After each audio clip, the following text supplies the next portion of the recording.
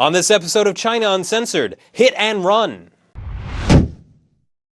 Hi, welcome to China Uncensored. I'm your host, Chris Chappell. In my recent episode, China Declares War on the Chinese People, I said that China's vast array of standard, secret, and military police officially get more money than the Chinese military. So, rather than existing to protect and serve the Chinese people, the police in China are an extension of the Chinese Communist Party and function more as a means of making them obey the party. Here's an example. I hope they see that Oh. And the police drive off.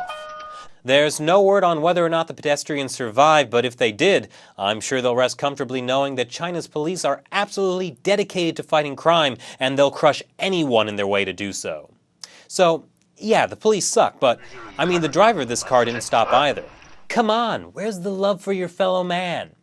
Actually, this is a problem in China, something contemporary Chinese social critics have been pointing out for years, that while China has developed materially, it's come at the cost of its spiritual civilization. It reminds me of a similar thing from 2011. Yue was only 2 years old when, well, we don't need to see that. But get this, over the next 10 minutes, 18 people walked past without doing a thing to help, before ultimately she's run over by another van.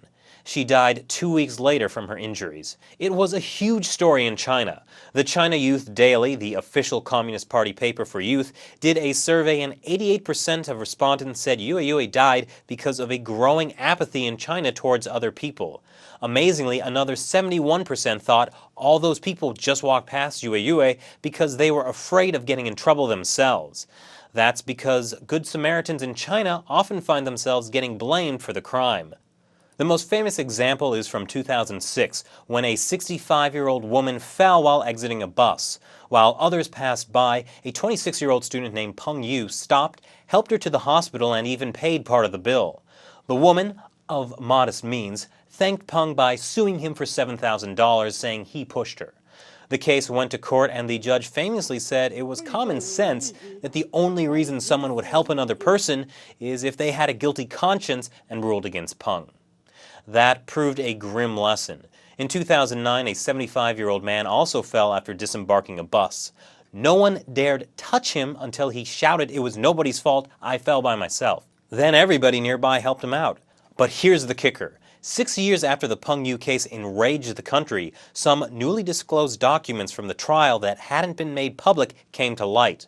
Apparently, Peng confessed to pushing the old woman, then solicited local media and online forum moderators to paint him as a martyr. On top of that, Peng and the 65-year-old granny were in cahoots. They had already agreed to a financial settlement. And on top of that, law enforcement officials had testimony and evidence that Peng knocked the old woman down and didn't say anything. So for years, people have been afraid of helping each other because of this crazy lawsuit case that was a total sham. That's just, I can't even really wrap my head around that one.